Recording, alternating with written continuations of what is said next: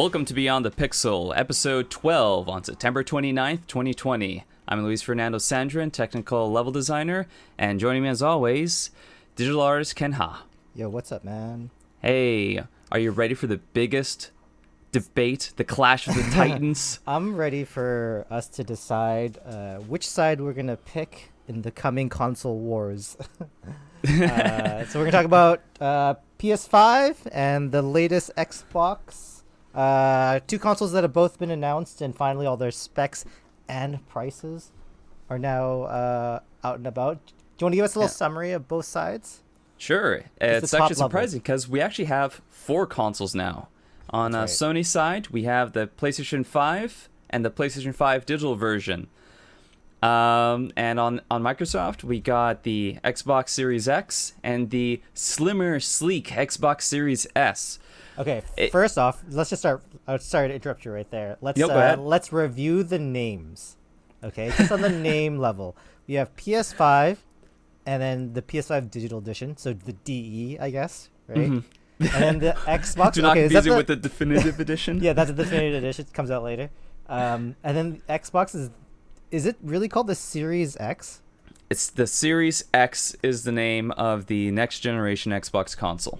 And then the most powerful version of the next generation console. And then the other one's called the Series S. Series S. Okay, that's super confusing. Isn't that a little confusing? It's a little confusing. No, it's not a little confusing. It's very confusing. My friend gave me a very good analogy. Maybe it was you. I don't remember who it was. It was like saying like your grandma or your mom's gonna be going in to the store and she's gonna be trying to ask for the latest Xbox, and you're gonna get yourself an Xbox One. Because this is why they pulled the Xbox One X from the store shelves. You can no longer buy. They're no longer making and stocking Xbox One X's. It's all gonna be Series X's. Yeah, it's this is literally what's happening. Sorry to interrupt you. Keep going. Yeah. What are the specs of the different consoles that we're looking at here? So, interesting enough, on the PlayStation 5 side, the digital version and the normal version are exactly the same in terms of specs. The digital version just doesn't have the hard drive. Sorry, it doesn't have the disk drive. None of them have hard drives. They all have SSDs now. Yeah. However, and it's priced accordingly. The PlayStation 5 is at a $500 MSRP USD. Mm-hmm. The digital version is $400 USD. Mm-hmm. So you get a $100 discount for that for missing out on discs. That was pretty close to what we estimated earlier, eh? Like pretty close. It's actually lower than I thought it was going to be. I thought it was actually going to be quite high. I'm pretty glad that you can get one for as low as $400 USD. Yeah, it's very competitive. I was actually expecting the digital version to be $450, but to have an extremely high-powered console for only 300. Is it 300? Sorry, 400. How much is the Switch right now? That is a very good question. I think it is also 400. That's insane, eh? It might be. Sorry, it's 400 Canadian dollars. And I believe. Let's take a look here. Nintendo Switch. Yeah, you're right. By God, that is actually pretty. It's nuts. 400 for a Nintendo Switch. Yeah, I believe so. Yeah. But that's Canadian, right? No, I looked at Amazon.com. The .com is American. Really? Yeah. Huh. That's right. Well, that speaks to both the ability that, like, this is one of the cheapest next generation consoles from Sony that we've seen in a while, and then also to the longevity of the Switch and how long that's been able to stay. The Switch is now on its own time cycle, independent of the Xbox Sony wars. They've risen above the battlefield and now are fighting in the air, while Xbox and PS5 are duking it out on the ground. Okay, tell me about the Xbox console differences. So the Xbox Series X is their top-of-the-line console. It's the one that's being touted as the most powerful console on the market. Its specs are slightly higher than PS5. Remains to be seen how significant those differences will be, but it is tail of the tape wise, it is the most powerful console on the market. The Xbox Series S, on the other hand, is a step down. It's got a smaller hard drive, smaller SSD, smaller storage solution, shall we say. It is being priced at $375, I believe. Oh, really? Yeah, it's extremely cheap. It's cheaper than the. So what's interesting then is this is the first time in this kind of console war that we've seen one side do a performance difference in their two consoles right from the get-go, and the other side have two consistently performing consoles. That's exactly that's really interesting. They're both targeting different demographics for their lower end, and that they're coming out of the gate with their lower end. Like from Sony, you would kind of expect it. Like that's more of a standard thing, like having less features, like a disk drive, which is very optional nowadays. Like I would kind of expect that, but the fact that Microsoft decided to have two different performing consoles, that's a really different type way to like separate your price points, right? Well, they're definitely banking on the fact that not a lot of people have 4K TVs, and also not a lot of people want to spend that much money on a next generation console. I do have to do a minor correction here. I was looking at Canadian prices. Prices, we're paying $380 for an Xbox Series S. Wow. American prices is $300. So it's a full $200 cheaper than the Xbox Series X in terms of American prices, USDs. Wow, this generation is the most affordable generation that we've seen in a very long time. That would be the price of a Nintendo Switch is $300. I just confirmed. It is $400 here in Canada. It's $300 in the United States. Really interesting. So here's the other interesting part. It, like I was saying before, is the Xbox Series S, the maximum resolution that it can say, and this is written on the box, is it can do up to 1440p, like a 2K resolution. And it can do frame rates up to 120 frames per second. This is the Series S, you said, right? This is the Series S. Yeah. Now, the maximum for, it's written on the box that the Xbox Series X can do 4K, which is interesting because the PS5 box, it says it can do 8K, which is ridiculous. Okay, but I don't know why they would put that on the box. Well, this is a great like segue into like a serious kind of problem that a lot of people don't think about when they compare consoles, and especially when consoles come out and they talk about new features or innovations that the consoles are bringing. Like for example, the SSD innovation, right? Now that Sony has like nothing but SSDs for all of their drives. Yep, same with the Xbox. Same with the Xbox, sorry, yeah. And the thing is that it's not just about this inherently giving the system more power. The other side of the coin is that the developers also need to be able to know and want to utilize these innovations in the development of their game, right? It's one thing that's one thing that I think Nintendo often gets overlooked on is they've always worked with a smaller performing consoles, but their efficiency to how well they are able to exploit that console has always been like incredibly high. They've been trying to like compete with consoles that have been outperforming them with less on visuals but with less tech, right? Yeah. So it always wonders to me, like between PlayStation and Xbox, whatever features that they're trying to say is going to win them this war, it's also about like how well the developers execute on those features and whether those features were useful in the first place, right? Yeah.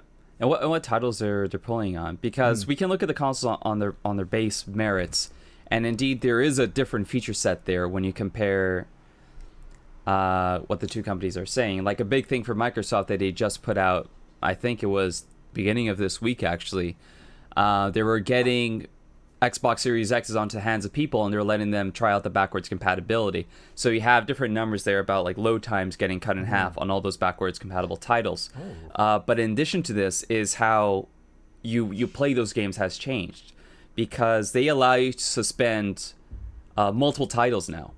So say you're playing one title and then you start another title, you can switch between the two of those seamlessly, right? Oh, it runs like the emulation in the background, like at the same time. No, there's not emulated. It's suspended, right? So it's being stored. It's being stored in either memory or Oh, interesting. or is taking a snapshot of that state and then holding on to that. Mm-hmm. Something like that. I haven't looked into it specifically. Well, if everything is SSD and they're able to actually store that information in an SSD like drive, then it would make sense that you could indefinitely store a game state without Well, it depends, right? Because that's got to be stored in. It can't be stored on like an SSD. It has to be stored in the actual system memory. Yeah, right. Like in like the video card memory or something like that.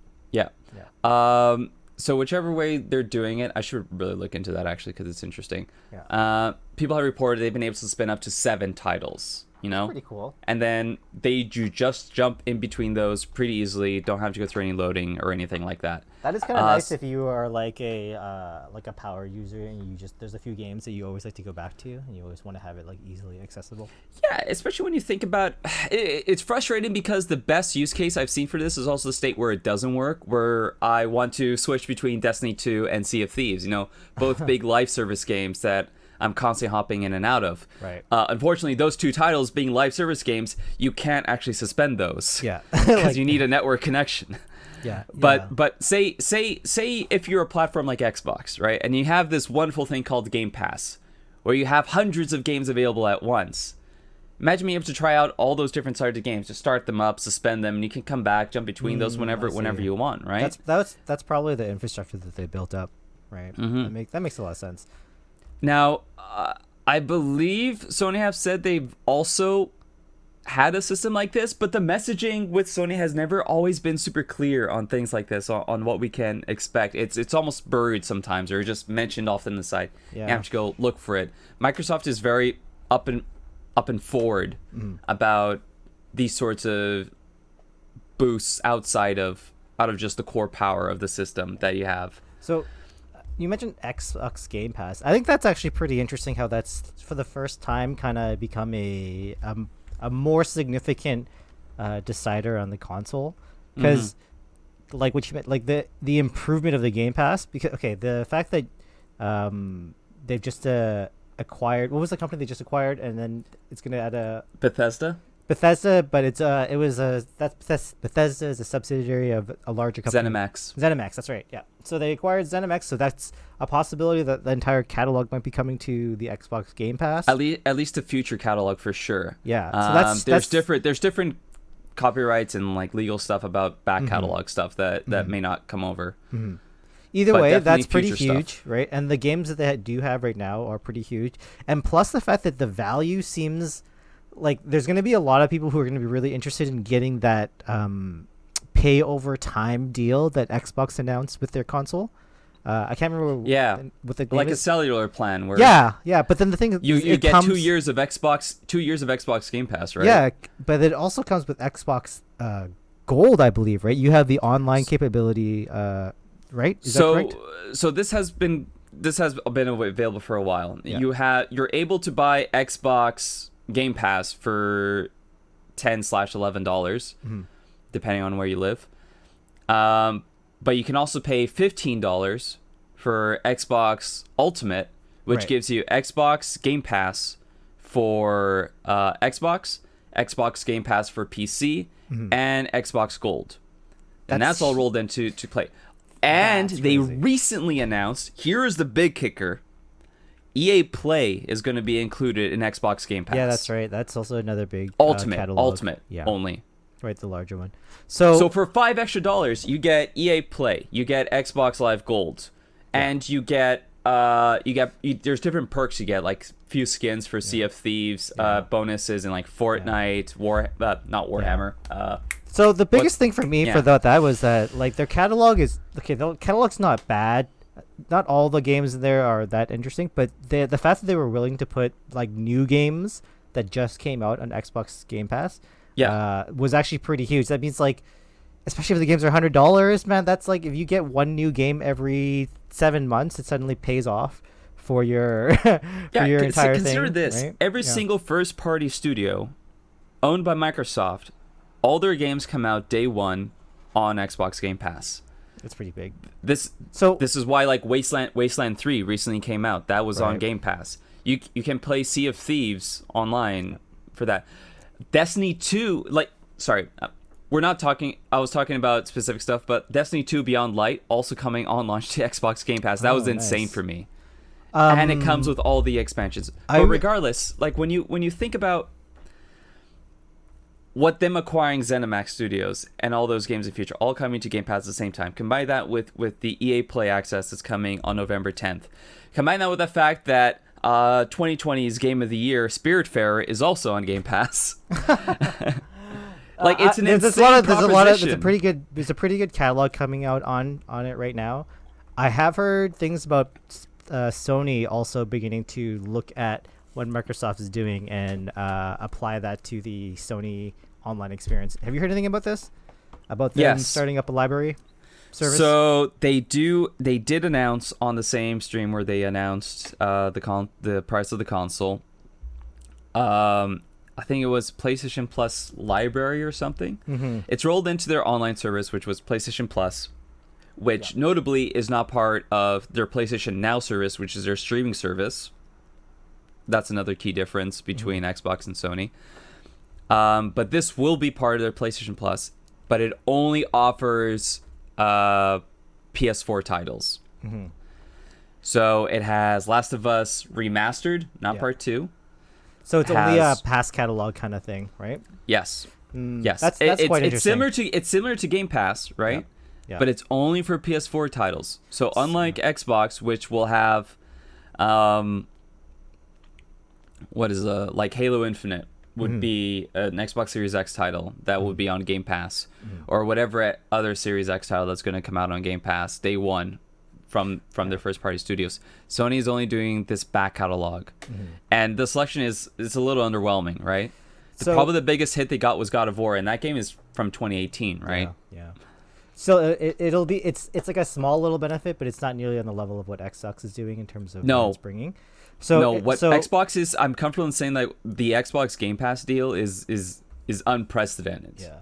This is like Netflix at the top of their game levels. Back when Netflix had like a good everything. deal.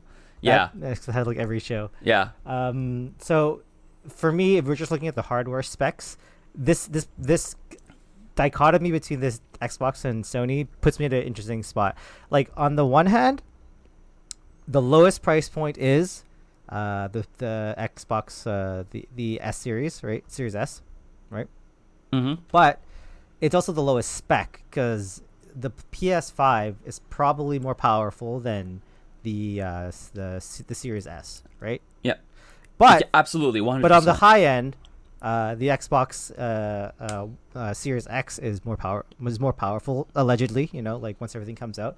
So, but for me, like I would probably never be interested in buying the Series S. I would only be interested in buying the Series X. Well, right? we're in a unique like financial position too, right? It's true. So I'm not discounting that. I'm purely speaking for myself, right? Mm-hmm. So I'll preface that first. But on Sony's end, like because there's no difference, I actually do prefer getting the digital only edition, the non-optical edition, which is priced like significantly lower than the Series X. So especially here in Canada too. Yes, I should point especially out. here in Canada. Yeah, there's an interesting thing happening with Canadian prices. Yeah, we're gonna get into that in 1 second. Let me just finish this thought first. Sorry, go ahead. So, that for me makes the PlayStation more enticing. Now, the thing is the Xbox Game Pass does bring in like a component, right? And the component really is the game side, but I can't really compare it on the hardware side, but I kind of can because it's a service that's only available on this hardware. So the live stream, or sorry, the Xbox Game Pass, it does like kind of tip the scale upwards, but only in so much as I can think of the games that I absolutely love in that library. So it's weird. It's weird to me, right? Yeah. Here's the thing that's going to tip you even more. There's Xbox Game Pass for PC, and like that is very true. More time after time, that service is going to match parity with the console version. There's games now on Xbox Game Pass for PC that are not on console, like Crusader Kings 3 and Gears of War, like our own game. Yeah. I prefer to play that game on the PC, and for people like me who are actually PC gamers first, right? I still like. I am not a either or. I still love like gaming on the consoles, but it's a different experience that I want to have, right? And the fact that the Game Pass is on the PC is actually it's a huge deal, especially if EA games are coming in and games like Squadrons comes to the Game Pass. That's actually huge, right? And what's interesting is that would also make me get something that I would never have gotten for a console, which is to pay for the online multiplayer services. Because I'll have it anyway. So that's really interesting. I guess I'm still at a 50-50. I haven't made my decision in this war yet. But here's the thing about this though, and why I really like the Xbox Series X as like a console, and with Game Pass, I know that my games would look amazing on my 4K TV because I don't like passing my PC to my TV, and my PC currently cannot run 4K. Wait until I get my 3070, and then I'll be able to. Yeah. But here is where it comes down to me.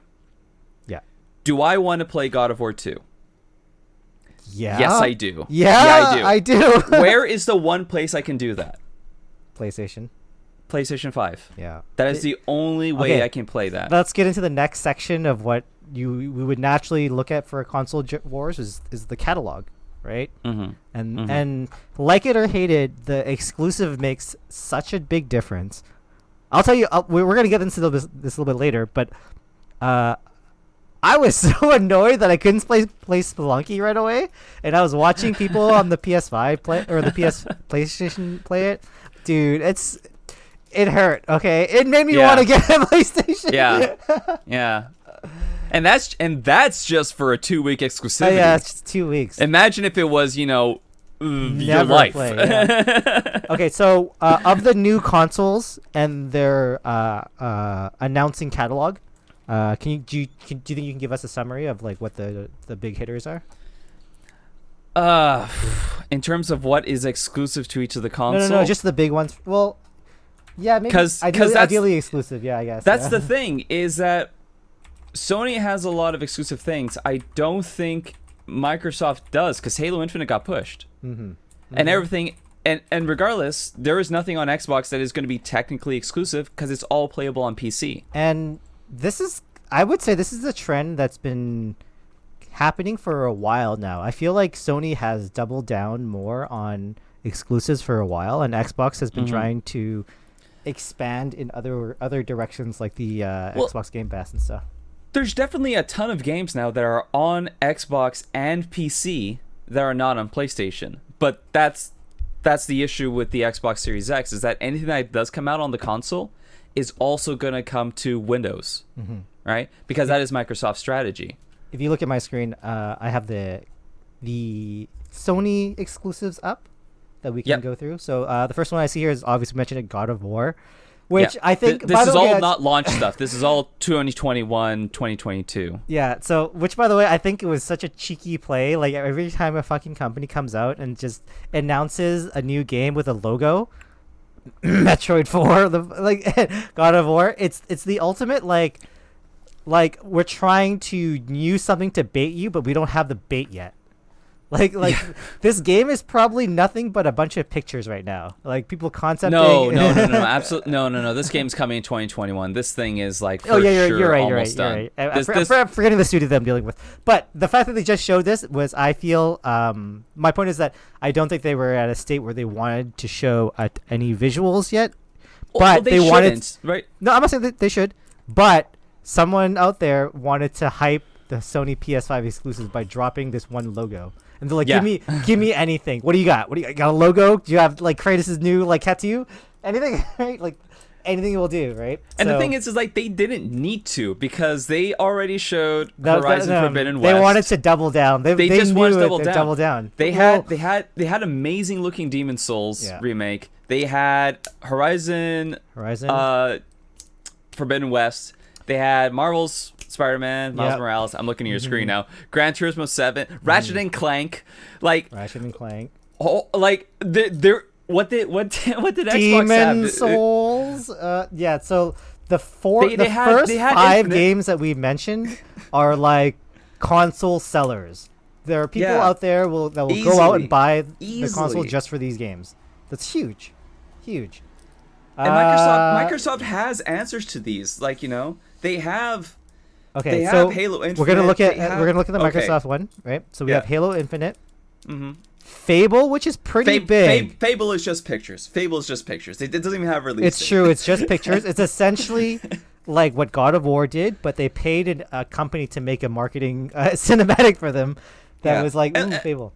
I want to preface this by saying, like, I don't blame anyone for not, like, spending all this lavish time making a trailer or a demo, because Ken, you and I worked for these companies. No, we I know how much time it takes away from development to make a specific demo before it's whenever ready. I see, whenever if anyone's listening and you see a trailer, you should know that for the developers, this is all like you cut a finger off to appease a god so that you could do your work.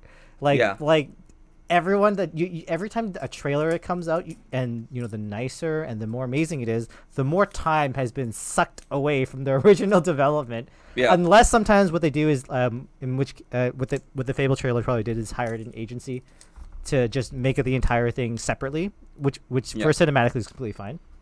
But that's like, hey, to announce Fable, like sure, like announce Fable, but you know, after all this time, this would have been fine for any other game except Fable, because it's been rumored for the past 4 years. It's the worst kept secret. But then when you announce it and you have nothing to show for it, it comes off as a little underwhelming. They still needed to tick that check boxes for idiots like us when we make these comparisons. They're like, well, they got Fable, so check. You get the check. They had to announce it. But then the next game that I'm seeing here is like State of Decay. Not nearly. Even if you like this game, this is not the level of God of War or any of the other top titles. No, and I love State of Decay. Forza Motorsport is looks pretty good. You don't have the clout as Gran Turismo. It's essentially. I would say that Motorsport now is the go-to, and so over Gran Turismo. Gran Turismo has I'll acquiesce. I'll agree with you that they could at least be equals in terms of the premier racing games for the next generation. Everwild. We're getting into the indie game range, in which case these are, as much as I love indie games. Everwild is not an indie game. Everwild is by Rare. Oh, okay, never mind. Everwild is one of my most excited for games. My point is these are not well-known / console selling games. Unfortunately, hate it or not, sequels are probably the most sequels are probably the most useful console exclusive games that a console can have. Yeah, now that I think about it, everything that I'm most excited for on PlayStation 5 is in fact. Let's go looking for it. God of War, Horizon, Gran Turismo, Marvel Spider-Man, Ratchet and Clank, Demon Souls, which is a remake. Like everything hyped we've seen before, and it's not, I don't think it's necessarily bad, but it's essentially they've definitely won the game exclusives fight for the consoles. Yeah. Right. But the Game Pass, that's where all the games come in. That's a big free, because these games, like we were saying, yes, they're exclusive to Sony, but they're also going to cost you $100 each. Yeah, here in Canada, /$70 in the USD. Yeah, here in Canada specifically, Demon Souls, a remake of a game I've already played, would set me back $100. If this was a Microsoft title, and even if they were selling it for $90 and charging $100 with tax here in Canada, I would get to play for free because of Game Pass. That's actually crazy. Huge. It's weird that like is even more valuable in times of inflation. It's more valuable to a Canadian. Game Pass is way more valuable to Canadians. I bet you also if Game Pass goes to like places like Australia where there's like an import tax on games, that's crazy, right? Like that would be such a big deal. I wonder how much they charge for Game Pass if they can get in Game Australia. Pass, even if like they would, I can't imagine they're going to charge that much more, right? Like. No, we pay $17 here. because It's like $2 more. Because remember the That's way it. that in Australia, the reason why games are so expensive is because there's a tax on every game that you buy there, right? But with the Game Pass, you're buying access to a library, and I don't think that like Netflix is it costs more per movie or something over there, right? So it seems like it would be an incredible value in Australia. Like if I was in Australia, I think I would definitely get an Xbox, right? Yeah. And plus they're rolling out that. Consider this. Sorry, go ahead. Well, I was gonna say plus they're rolling out that that pay as you go model, like worldwide, right? Like they're not just doing it in the States, right? Is that? I know it's doing in the States, and I know it's doing in Canada. I cannot confirm where else they're doing I'll it. double check that, but that'd be huge if it was doing it in other countries. Yeah. It still comes out to $800 at the end of it, right? Yeah, but which is the price of, which comes out to just a little more than maybe it is exactly the price of the console and 2 years of Game Pass. But the thing is, for like with cell phones in countries that are much poorer, then almost all of them have a pay-as-you-go system because there's just no way for them to be able to afford like an electronics device in certain countries in one salary, right? So just like maybe we can't be looking at like the poorest areas, because if you're poor, why the hell do you need an Xbox Series X, right? But like maybe in areas that are kind of on the brink, then that's going to make it a lot more affordable, right? Yeah. Or even if you just have like a lot of student debt or something like that. Yeah, right? exactly. It just makes it, there's a lot more flexibility in how you can. If you know you're going to afford it. come into money like later, as you work and you build up a salary, right? This gets you in a little easier. Not that Gets you into the addiction. Yeah, not that I always have a problem with these plans because like sure it's all nice and stuff, but Yeah. I'm a pretty debt averse person myself. Yeah. I don't like. I understand. like I getting understand stuff your before it. concern, Yeah. but my thought on it is that, like, if it's providing options, that's good, and as long as there's no weird incentives where you should be doing this. Like, if they decided to give like an exclusive thing, if you only like signed up for the long-term deal, that would really annoy me. That would really annoy me. Yeah.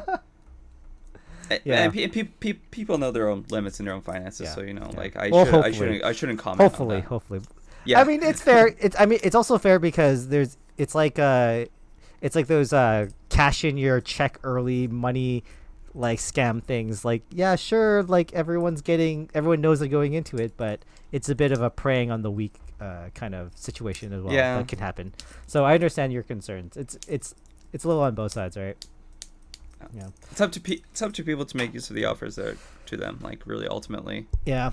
So for the game side, like it's another one that's kept me undecided in terms of what I prefer, because like you're right, I really want to play these games. Also, you're hyped for Miles Morales. I'm hyped for Miles Morales. I'm hyped for like all of those, like even especially like the Demon Souls remake, because I missed a lot of the previous console generation. So there's a lot of the remakes are a really big deal to me, right? But at the same time, that Game Pass, like you don't even have to pay for it all the time. You can just binge a few months where you play a shitload of games and then not have it. Like it's very flexible. Yeah. So do you want to know what I did? Let me tell you. What did you? Why don't I tell you what I did? Here's what I did. I have Game Pass, right? I have 2 years of Game Pass. I'm definitely planning on continuing that once that expires. Yeah. And I bought a PS5. Oh, that's right. So right, that's right. You've made your decision. I've already made my. Well, I had to make my decision because this thing. There was a time before all this where people were saying like, why would anyone buy a PS5? There's no games for it at launch. No one's gonna buy these things. It doesn't matter how many they make. Sells out in 30 minutes. Yeah, it's actually insane. Like you're not the only person I've heard that says that they got a PS5. So I just got an email from Best Buy. Yeah. Okay, you want to tell me how I got it? The story how I got it? Yeah, it's simple. I had signed up 6 months ago or something for when the sites went up on Best Buy to send us an email. Yeah. When the consoles were available, I signed up for it. They sent me the email. I clicked on the link. I bought the PS5. Literally no troubles at all. What's interesting and I feel to so me bad for is everyone that else. you apparently had no question in your head that you were gonna buy that. Like, well, it sounds like you saw the email, your mouse moved directly over the link, your credit card came out while the link was loading. Well, that's exactly what is it, because we've been talking about these consoles for the past like year and a half. Yeah. Right? Yeah. There was no surprises there, really. So my question is, are you also going to get an Xbox of some sort? Eventually, yeah. But so tell me, why this PlayStation first? Like why? One, because I had to make a choice, right? Yeah. And the thing that was getting to me is that the majority of my games that I have currently right now are on PS4. Like the ratio is about 1 to 5, right? Because I got my Xbox last, and I only started getting like the newer titles that I wanted to run in 4K on my series on my One X. See, I'm already making the mistake. Right. So the majority of my catalog and my backlog is on my PS4. I got the PS5 specifically because it is backwards compatible with those. Any game that I slide into it, it's gonna run it better. Do you not have and it's a gonna PS4? run it at the resolution. I have a PS4. Yeah. Okay. I don't have a PS4 Pro. I see. Yeah. Right. Yeah. So a lot of these games don't run at 4K. And I have The Last of Us Part 2, right? I get a PlayStation 5. It's going to run at high resolution. It's going to run at like a better frame rate. Right. Like it's going to upgrade the majority of my library immediately, and I still have so many of those games to play. But why upgrade your your Sony library and not your Xbox library to 4K? Like I said, it's the majority of them, right? Oh, and my Xbox One X already does 4K. That's a great point. Here, this is what I wanted to mention earlier was there is a momentum coming in from the previous generation that is unspoken of, that I think. The fact that the previous generation, I'm pretty sure that everyone has decided or realized now that Sony came out the majority on top in terms of people's overall satisfaction and probably sales, I'm pretty sure as well, right? No question about it. The numbers are out there, and that's largely in part to the stumbling that Xbox did initially. I think Xbox has very much justified its ecosystem, justified its console and its power with the One X.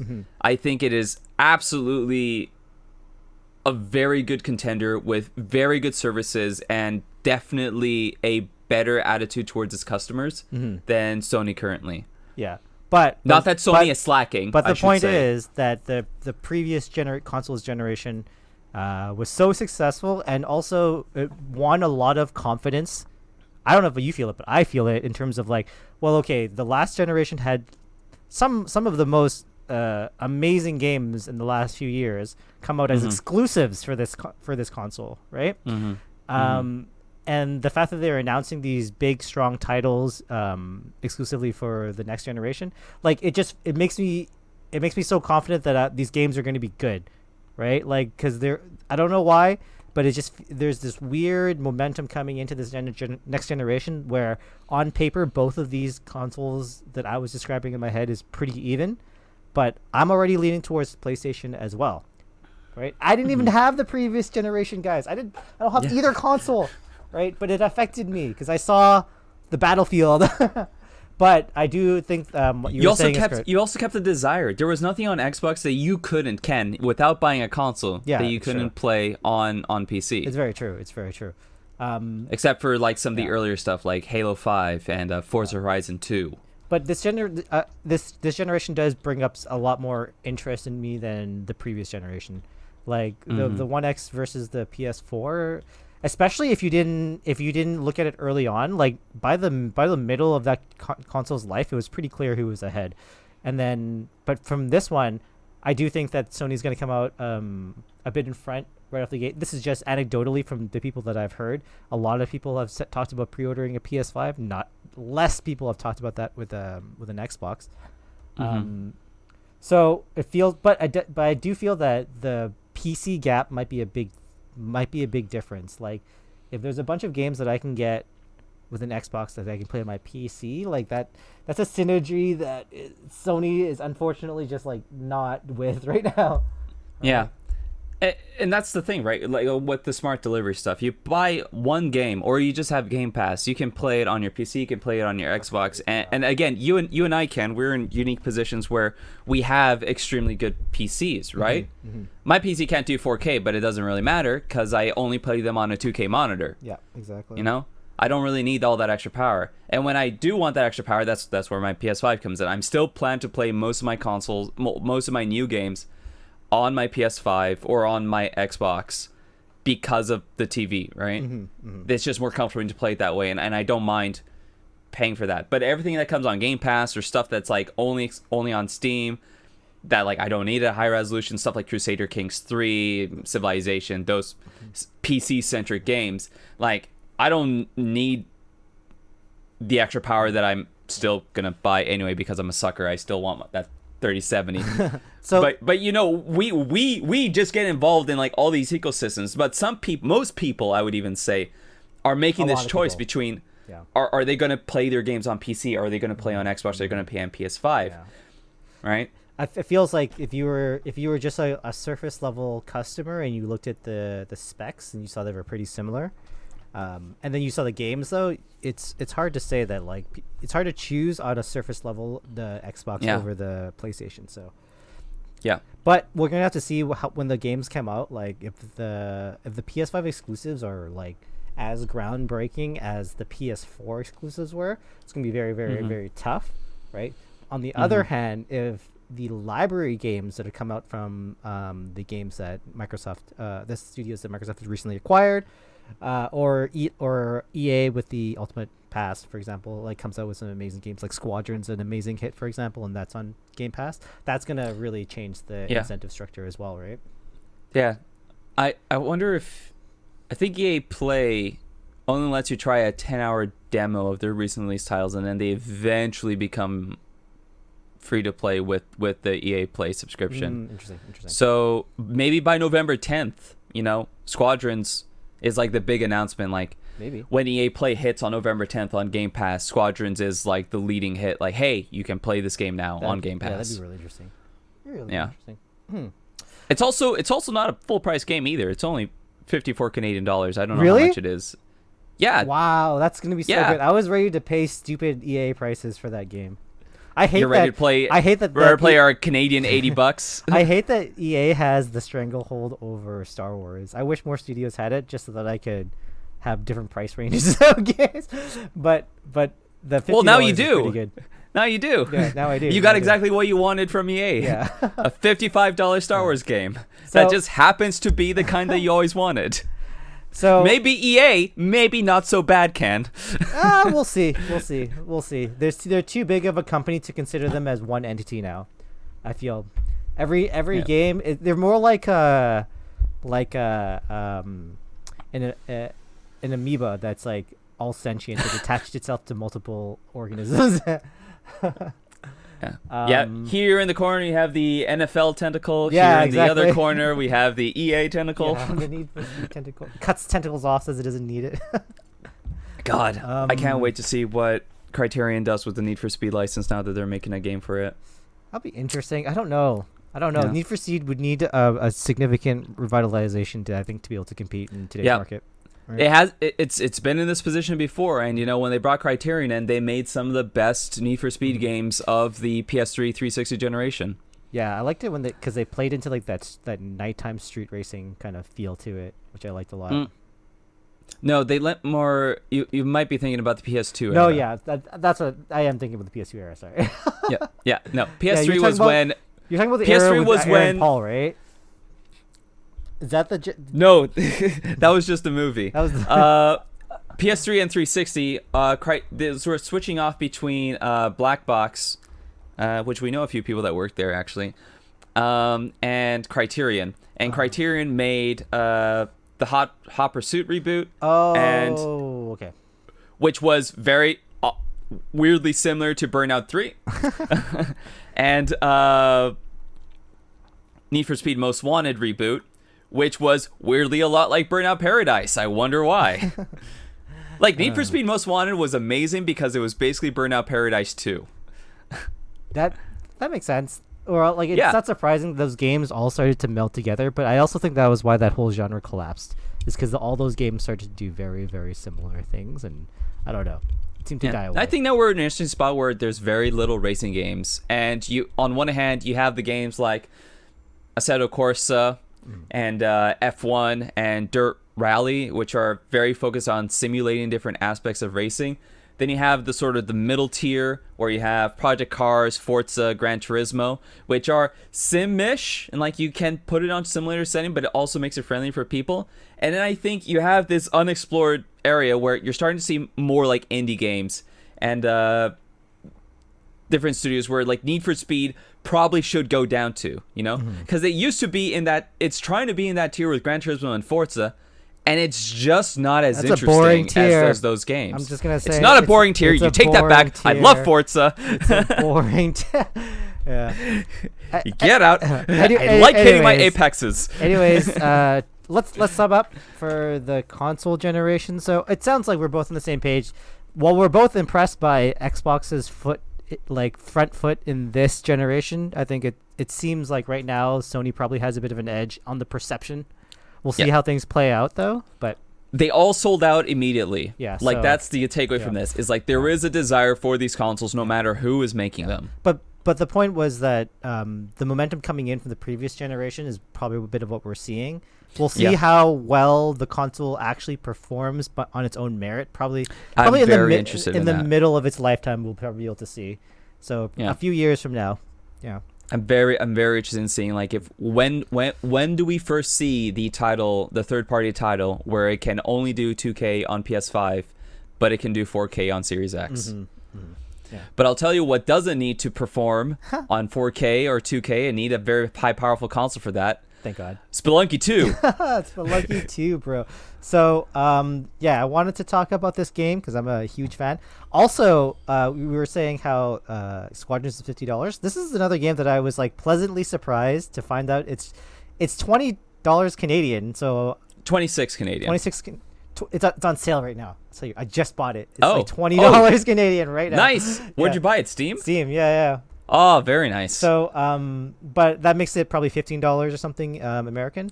That's so cheap for this game, dude. This game that is it has so much depth and so much length and so many secrets. So, I played the crap out of Spelunky 1, and why don't you summarize what Spelunky is? Yeah, so for our audience, Spelunky is a 2D roguelite platformer in which you go through a series of worlds, kind of progressing from a cave world to an ice world, etc., until you beat the game.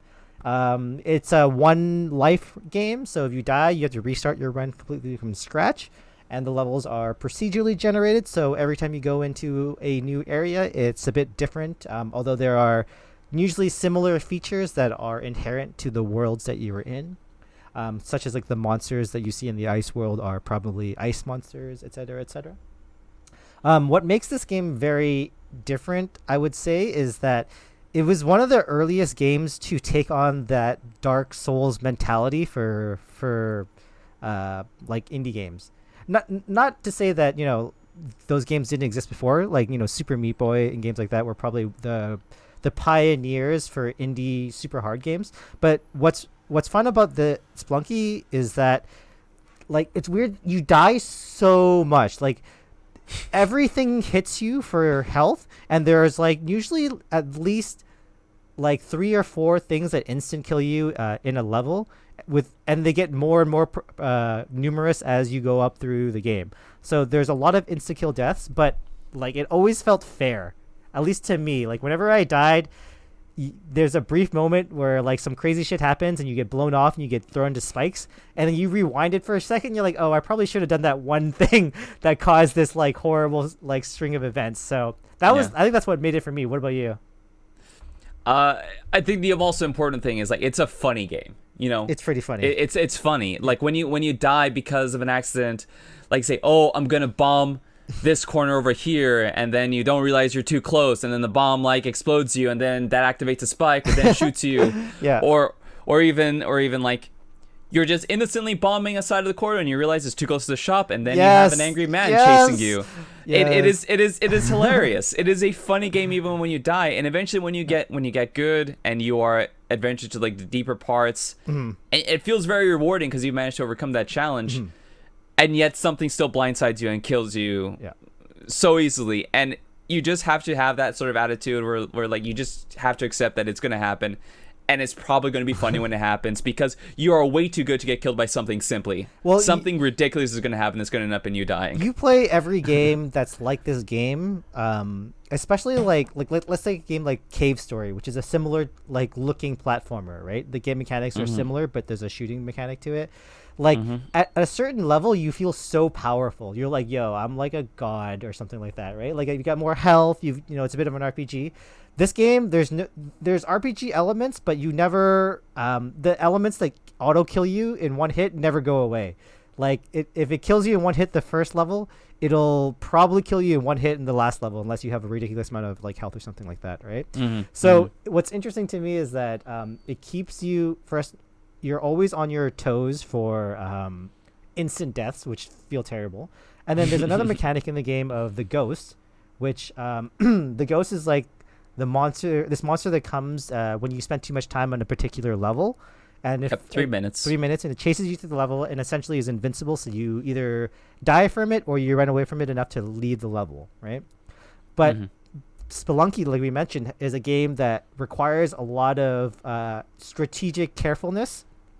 Right, you need to watch where you're going. You need to kind of like look at the layout of the traps in the level and the spikes, et cetera, and figure out how you're going to maneuver yourself throughout the level. But this timer keeps you pressed, so it feels like not only does it give you that feeling of playing in Mario where you have to beat the level, but because there's so many things where there's so many things that you quote unquote should do in the game to make sure that you're safe. Like you should always look down before you jump off a cliff, or you should always whip this vase far enough away in case there's a spider in it, because if you whip the vase and there's a spider in it, you get hit right away, right? Like there's all these things that ask you to slow down while at the same time you're trying to rush as fast as possible the entire time, because you're usually trying to get enough gold to make it through the later on levels or get enough resources to build yourself up.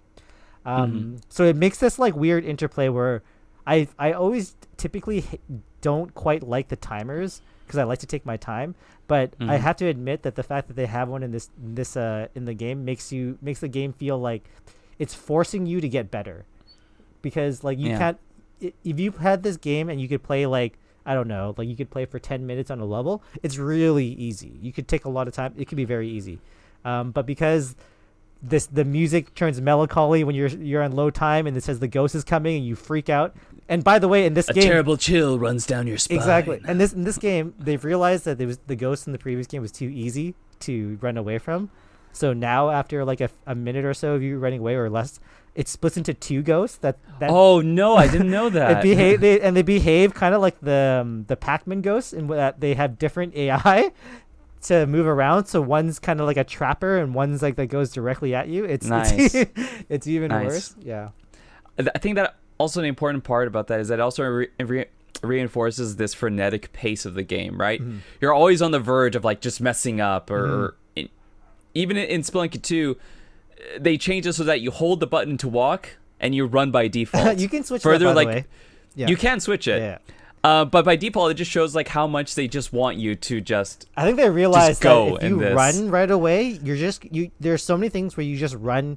Like the game will spawn you down a small little corridor, and if you run straight and too fast, you're gonna realize that there's a arrow trap that shoots at you in this inescapable corridor, right? Like. And in that exact scenario, like you could have gone slower and seen it and dodged it in time, but then the thing is, you're right. Like it finds a fun way to punish people who are moving too fast while also incentivizing them to try to move as fast as possible, right? And the thing that makes it all come together and seem fair is that the game has the rules of the world, and every single object in the game operates according to those rules. Yes, so true. Like, so you can trigger spike trap, you can trigger the arrow traps, and every other enemy can trigger those arrow traps. You can carry objects and throw them into those traps because that's part of the rules. You can stuff like how fire behaves and how fire can set things on fire. Yeah, every single enemy behaves those rules. Anything that can affect you can affect anything else. What I like about this game, and to go on with your point, is that there's a lot of these simple systems that the game presents. Like the one mechanic we're watching right now is there's a a damsel or a animal that you can rescue every level, and if you bring it to the exit at the very end of the level, you get an extra health item, right? Like an extra health at the end of the level. So that simple mechanic of like wanting you to bring this cat who runs around and is fragile, you can kill the cat through the level, but at the same time you're also trying to find the key to like unlock a secret level later on. You're trying to look for treasure. You're trying to maybe interact with a sacrificial shrine where you can get items, etc., etc. All these kind of basic mechanics where the rules are quite simple, but also like very fair. It's not like there's no RNG to these elements. It's like if you you bring the princess to the end, you're gonna get health, right? But they all interact in a random way, right? And plus everything is underpinned by the fact that this is a procedurally generated game, so everything is a little bit different every time you play. I think is what is really interesting about the game is that it's like providing all these simple equations, but because it throws it at you all at once and in random order, it makes for like a new experience every time, even though you're familiar with the same mechanics every time. Yeah, and more importantly, it has very fun decisions for you to make every single time, right? Like the choice between the key and the cat, right? You see the key, and you've been carrying this cat through the entire level in the hope of you getting health at the end. Yeah. And then you're like, oh crap, the key is here. I know I can get this treasure if I get this key, but this cat's gonna run around. Yeah. And then you have to like think like, okay, where can I put this cat so I can come back for it? Then you go like, okay, I'm gonna stick this cat in this web. Yes. And then you stick the cat in the web, but then an arrow trap shoots at the cat, and then the cat dies when you come back to it because it was stuck in the web. You know, it's all these fun little interactions. It's a constantly surprising game, even though it's just layered on these rules that on the surface just appear so logically simple, you know? Yeah, and I wanted to like look at this game because it seems like a great like experiment to observe in terms of how to make a very good like roguelike game. Because there was something about this game that like I would die maybe like in a big run, like I'd got near the end and I'm stoked and I die on a spike or some crap like that, right? Like you get so pissed off, but then there are several times where I Alt F4'd the game and then immediately opened up the game again to start playing the next run. Like it's very, very addictive, and also you can play for like 10 minutes and then be satisfied because you'll probably die 10 times in that 10 minutes. But then it's very easy to pick up. It's kind of I had the same feeling with Hearthstone too. Like it's very easy to play a very small amount of time, get the enjoyment out of it, and then step away if you wanted to, right? So this was my go-to game when I had 5-10 minutes to kill, or like I was waiting for someone or something like that. Like I that's why I found myself playing this game a lot. It was because like if I think about playing a game like The Witcher, like it feels like I need to plan a date to play like The Witcher, right? Like there's a lot of stuff you have to prepare for. This game is always in and out. And I think it goes back to what we were saying, like the mechanics are the same. It's the same mechanics. You're picking stuff up, you're pressing your A button to like throw or use your weapon, and you're jumping, right? Like that's all you're doing. And somehow they've like crafted it into a way that like even though you're doing the same thing, it feels different and it feels like rewarding each time. Really, really interesting to me. So, and I guess that comes to, you know, Spelunky 2. Yes. It's a better version of that. Yeah, so it's a better, harder version of that. What's I think probably the reason that the price tag is relatively low is that the game fundamentally does not look very different. In fact, if you didn't know Spelunky 1, you would probably look at this game and say it's the exact same game. Like they probably right. There are subtle differences. Then you notice it in like the lighting is better. The way light reflects off the environment. Yes. They've made subtle changes to the art itself. And then the fact that it's like more legible, I would say even. Yeah. But most of the mechanics are very subtle or in a lot of cases very nice additions to the gameplay, and also like very natural evolutions. We just saw this on our screen, but there are now these sub rooms that you can enter in, which add an extra dimension to every level. All right. And as a precursor, I haven't spoiled myself and beaten this entire game, but I've watched pretty much like a bunch of run-throughs of the first and second world, and there's a bunch of like I was saying, all those mechanics we were talking about, the simple mechanics, they've just added more of them. For example, these turkeys that you can find in World 1, You can now save them and bring them to a turkey vendor who will give you access to some treasure if you do. Also, or you can just ride them around. You can ride them around like chocobos, right? Or you can blow them up and then they drop meat. That if you hit the turkey with a fire source, it turns them into turkey meat, and that gives you 1 health. What? Yeah, exactly. Like with bombs? With bombs, or with there's fire items now, or there's things that can interact with fire, like a torch. Yeah. Right? I found a fire item as well. So that's new. Also, there are more types of packs, like the jetpack. So you used to get the jetpack and fly you around. Still exists, but now there are different power packs. One's like a power pack that makes your it essentially gives you Super Saiyan mode, in that like your whip now sets things on fire. Your bombs are extra big, so they're big bombs and they blow up more range and stuff like that. And probably a few more things that I haven't quite figured out. But there's a bunch of those different types of packs now, which is really cool. Yeah. A few. It's more stuff. It feels. It's essentially like if this was Tetris, they added more shapes of blocks, right? But at the core, it's still Tetris, which I really love, because I was thinking about this sequel, and what I wanted was, and first off, I wanted more mechanics like we were just talking about, and then I wanted multiplayer, which is what they added. Is they have now online multiplayer, which is weird, but they didn't have it before, and it was a big you had shame. to share a screen. You had to share a screen, which it was so hard. This game is not meant for shared screen 4-player. Like, everyone running around in the most dangerous of like trap-ridden areas, and you can't even see where you're going. I love it. It was honestly, playing Spelunky on the same screen as friends is some of my most favorite moments. It definitely has some like fun, chaotic moments. But if you were trying to play the game, it's very, very difficult. There was one run that I was doing in Spelunky 2, and we got to like the second world, like pretty far, and like it was the first time we got to the second world. But my friend was dead, and then they figured like, oh wow, did you know that you could like freeze people with the ghost now? I'm like, oh yeah, that's pretty interesting. And then they froze me in the middle of the air. My character fell and died. Yep. And I was like, what happened? I just jumped, and it was like, don't worry about it. Don't worry about it. Yeah. Don't look at the screen. Don't look at the replay. No, man. In multiplayer Spelunky, it is so much harder than single player Spelunky. Your friends are so dangerous. Like, if anyone gets a shotgun, you're effed. No one should pick up a shotgun, because no one has the restraint not to fire that bullet that goes all the way across the screen and hits your buddy. And like, it's so easy to kill your own friends with the shotgun. Down in front. Why didn't you get down in front?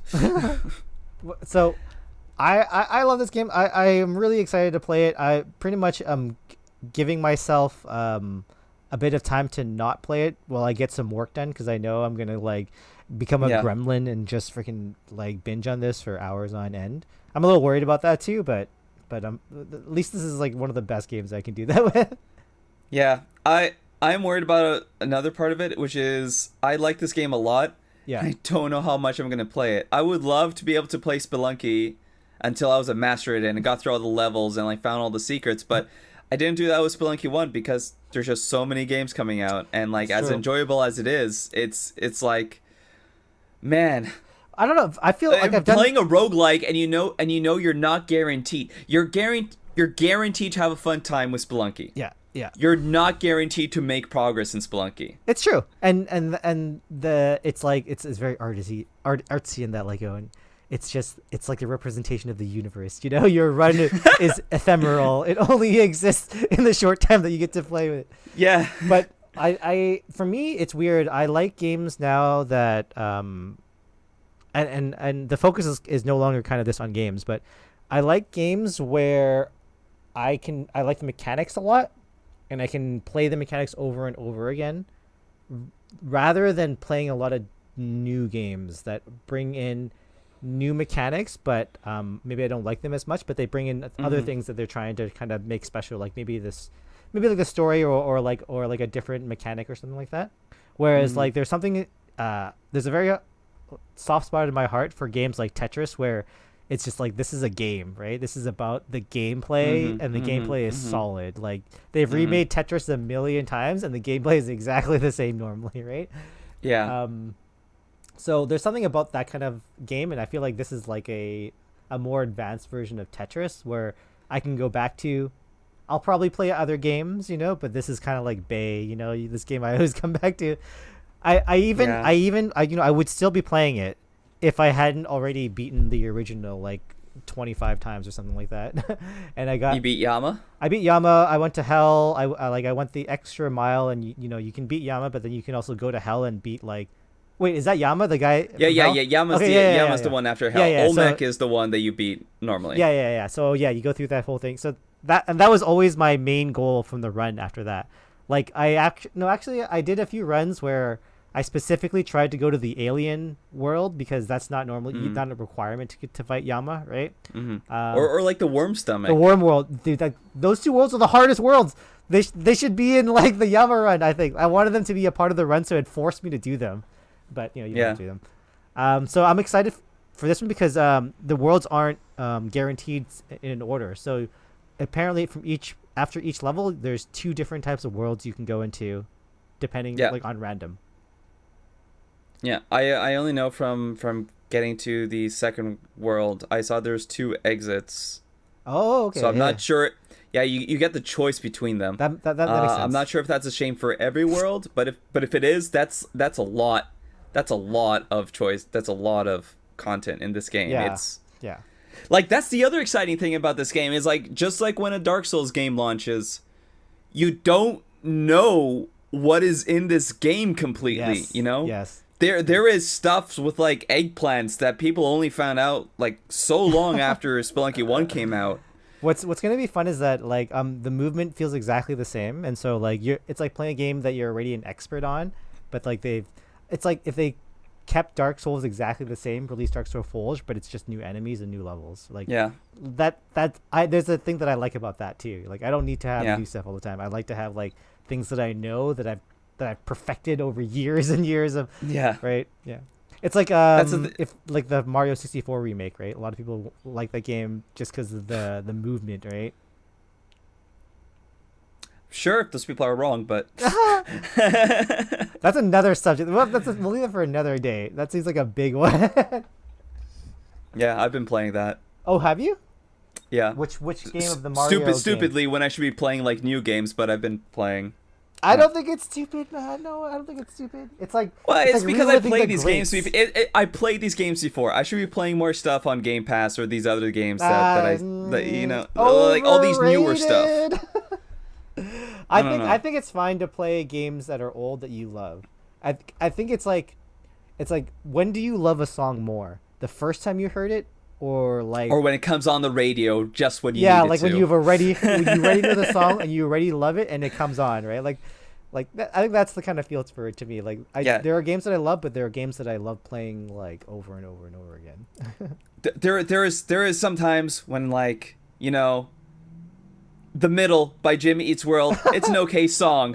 But if I'm having a really tough time and then it just pops into my head and I listen to it and I'm like, I'm in the middle of the ride. Yeah. Everything's going to be all right. Everything's going to be all right. Thank you so much for this. It becomes God tier at certain points. Yeah. Right? Yeah. And that's what I like about, and that's what I think is like, I have now decided to like build a catalog of games where I can just return to, and eventually I'll never have to play a new game. I can just keep jumping to games that I've played before that I love, and I'll just be infinitely happy. Rather than the current generation of people looking for new games that constantly disappoint them. I don't know. I've been playing a lot of new games this year that I really, really like. Obviously, I'm making a bit of an exaggeration. New games are great too. Yeah. Which is why you work on them. Yeah. Exactly. Yeah, but it's always nice to see a classic, especially like this kind of remake doesn't happen like super often, where it's like Mario, you mean? No, I'm in Spelunky 2, in which they have an amazing game came out previously, right? Like a very critically good game, and then they decide to release a sequel that's just like more of the same. I guess Mario is a good example because like Galaxy and Galaxy 2 is like that, right? Yeah. Never played Galaxy 2. I don't even know if it really exists because it's not on my collection. I know you're not the only one that was really upset that Galaxy 2 isn't there. So many people are like, I only wanted to play Galaxy 2. That's the only one I missed. Well, because here's the thing. I only played the ones in the game. I have played 64. I've played Sunshine. I've played Galaxy. The only one I haven't played is Galaxy 2, and it's not in there. What? Why? I heard it's great, too. I heard it's great. Yeah. Some people say it might be the best Mario game. Some people like it more than Odyssey, which sounds crazy to me. I don't know. I haven't played it. From what I understand, it is that Odyssey is showing you like the full spectrum of the rainbow, and then Galaxy 2. Oh, sorry, no. Galaxy is like the concentration of each color. Like they take the things that they were good and then they give you a lot of the good stuff. That's what I understand in terms of like mechanics and puzzles and stuff like that. Anyways, that's it for me. I love Spelunky 2. I'm gonna go crazy on this. This isn't even a review. It's just me like praising it all the time. The game's the exact same as Spelunky 1. I don't think you can. How can you review this game? You know, is that even a possibility? I mean, I definitely think that like especially when we talk about games, if they're quote unquote good or not, that doesn't mean that everyone's gonna like them. I just think that if you do like them, this is like a great game, right? If you like roguelikes, you like platformers, it's a great game. If you don't like those things, I don't like roguelikes. I don't. Really? I straight up do not. I play a lot of them, and there's very few I like. I like Dead Cells. I didn't like Dead Cells enough to do all the things in it. I liked Spelunky. And I definitely played it more than Dead Cells just because it's just pure fun just to play with other people. Agree. But I traditionally don't like roguelikes, and I have such a fond spot for Spelunky just because it is just mechanically so funny and so consistently it's a happiness factory. It's kind of like what's happening with Among Us and Fall Guys. I think a big reason for their success is actually the aesthetic is great for the mood. Like there are games that are like Among Us, like werewolf type games, and Fall Guys was out for a while, right? But I think that there's like a timing period where people like expect an aesthetic or want an aesthetic for a certain type of game, and like BRs, there was no BR that was taking itself like for fun. You know, every BR is like, yo, we are the badasses, let's go kick some butt. And then you have Fall Guys coming along with a bunch of like banana outfit monkeys, right? Or then you have Among Us where it's like who killed this dude, right? Like all the werewolf things were all pretty serious too. Well, not really serious. Werewolf is an inherently funny game, but I think the aesthetic really helped Among Us because it made it so accessible to everybody. Like, you know, people who didn't know the game, you could look at that game and think it's cute, like a cute cartoon. Yeah. I think the same thing with this game. I wonder if that's exactly the aesthetic that Destruction All Stars is going for. Perhaps. Do you remember that Sony game that no one is really talking about because they're not marketing it at all, and I don't know why, because it looks amazing? I think that the aesthetic was incorrect because the aesthetic was like, it was kind of like Fortnite, but it took itself a bit more seriously. You know what I mean? Like too seriously. I don't see how that took itself anywhere seriously. There was a woman in like a dead mouse hat that was doing like here's the difference a kickflip off a car. That's wild. Correct, but they were also trying to be cool at the same time. You know what I mean? Yeah, like the Fortnite dance, you know, the one that they were sweaty cute, not naturally cute. Think of the silliest Fortnite dance in your head. You know, this one, like, whatever the hell it is, right? It's so stupid, right? Like it's very, very silly, right? Like I think that's the thing. Like it's, if you're trying to take yourself seriously, it's not that it's bad, but there was just so many other games doing the exact same thing. So I think that's people just got sick of it. Yeah. I mean, I just wish they market that thing more because I just. It seems like Destruction Derby Derby Twisted Metal, where you can get out of the cars. That sounds like right my jam. It's like It's also $100. Oh, that's probably what did it, dude. That's like game's $100. There's no way I'm paying for that $100 here in Canada. Oh my god, no way! Oh, it's $100. I thought it would be a free to play game. It should be a free to play game. Oh, that's terrible. I didn't realize they charged $100 for that game. No wonder it failed. They're charging $90 here in Canada, and with tax it's $100. That was a terrible. It's the same price as Demon Souls. That's so silly. You're saying that you're as good as Demon Souls? That's a big ask. a Demon Souls, a remake of a game from 2006. That looks Well, amazing. also, No, true. don't Demon Souls mind, is a but bit high priced, but still, like you're saying, you're as good as whatever other game that's gonna come out as $100. God of War. Yeah, 2. right. I doubt it. Like, no, that game looks fun and amazing. I would love to play it, but like, it's not going to be one of the games I buy right away. I'm not even buying Demon Souls right away. Do you know why? Do you know why I'm not? Because I have Cyberpunk 2077, Right. which I already paid $55 for it to pre-order back in 2018. $55. That's all I played. That's all I paid for it. There's a lot of good games. Why would I coming out. buy? Why would I spend $100 buying a game that is going to be not as good as Cyberpunk? It's true. I don't know how good Cyberpunk's gonna be. I'm just gonna put it That's out there. true. I don't know either. I shouldn't I'm say starting that. to worry this is some Star Citizen shit that's going on with Cyberpunk, but it has a release date, so I don't. It has I don't, pedigree. like, It also say has this is- pedigree, right? It's not a team that was put together specifically for a project with people that leave in and out of it as if it was a turnstile. It's Yeah. they have a track record. Yeah. Every single game, it'll come every out. single game that Project Red. At least it'll come out, It'll- right? It'll at least come Like- out. Yeah. Yeah. All right. That's it. That's all I have for Spelunky 2. You got anything else? Do you want to talk about Hades briefly? A game that we've never played, but everyone's been talking about. Sure, we can talk about Hades, dude. Hades looks great. Hades Another looks great. another And Hades- roguelike. Another roguelike, and I told you before, I don't like roguelikes, and I don't know why I'm so attracted why? to give this one First, a shot. let's break that. Why do you not? Why do you think you not like roguelikes? It's though? the time commitment thing, right? It's because I'm not guaranteed progress, right? Well, when isn't I it- have so many here- other games that I know what. I think the thing is that you're not perceiving the progress correctly. The progress isn't your items. The progress is you.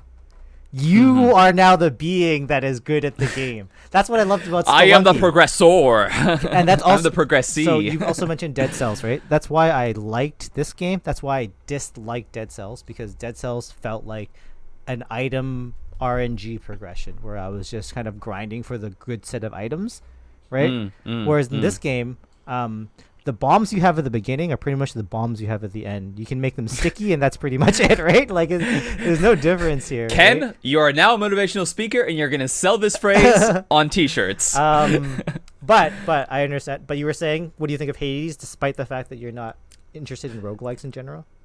They say it progresses. You know, the story progresses every time. The characters Yes, remember yeah. each run that you do. The story is someone- weaved around the idea of essentially respawning. You're restarting. Yeah. And people say it is so flexible and so responsive to your actions. The that gameplay even the feels first- sharp. And they say even like the first boss, they say like, oh, you go and fight her, and then she say like, oh, the only reason you won is because you have all these upgrades that you bought. And then the person that was playing the game reset their upgrades, went back and played it, and the boss acknowledged it. Oh, really? Just like, wow, you're brave to fight me with there a- is so That's pretty cool. there is so it is so reactive, and it's so intent on telling a story. And this is like, Supergiant, like legends for telling stories in unique ways that are then imitated forever, ever since Bastion came out. The voice acting in this game is some of the best voice acting I've ever seen Really, in games. I haven't looked too deeply into it. I would say that the voice acting, like, it beats the voice acting in games like The Last of Us. Not to say that the story and et cetera, but just look at the pure voice acting, the pure skill shown by the variety of voice actors. It's very, very impressive. It's like a very extensive D&D world that they've created. And I've heard that they spent a ton of time recording, like a ton of time. Yeah, so Yeah, very, very it's interesting because it is the similar. It's the same genre as Spelunky.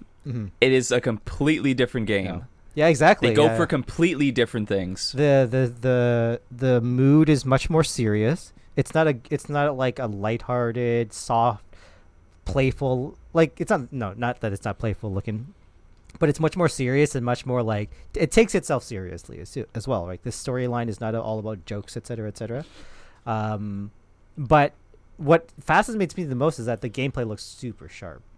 Like, I look at that gameplay and I'm like, this is the gameplay I want for all of my action RPGs. I want Diablo. All your isometric games. Yeah, I want Diablo to look like this. I want if Path of Exile played like this, it would be hands down the best RTS game.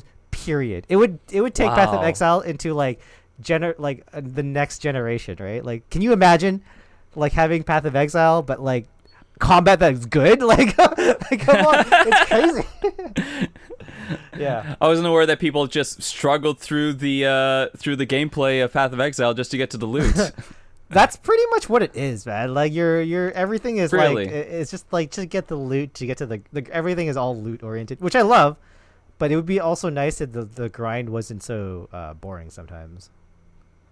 Yeah. So, but Hades, what else have you heard about it? Do you like it? Do you Nothing. That's you. I have no idea. I want to play it, but I had a choice between Spelunky and Hades, and Hades wasn't available on consoles, so I said I'll wait for it to be available on consoles and I'll get it then, because I want to play it on my big TV. I was pretty sure that I was gonna play Hades, and I probably will. I'm just putting it off right now. But I say that about a lot of games, so when I put a game off, it might be forever. But pretty much, like, you're right, there's so many games coming out. It felt like there was a period where there was no games coming out. Did you feel that? Yep. Like the summer dearth. Or at least no good games, quote unquote, right? Hey, Spiritfarer, 2020's game of the year. What game?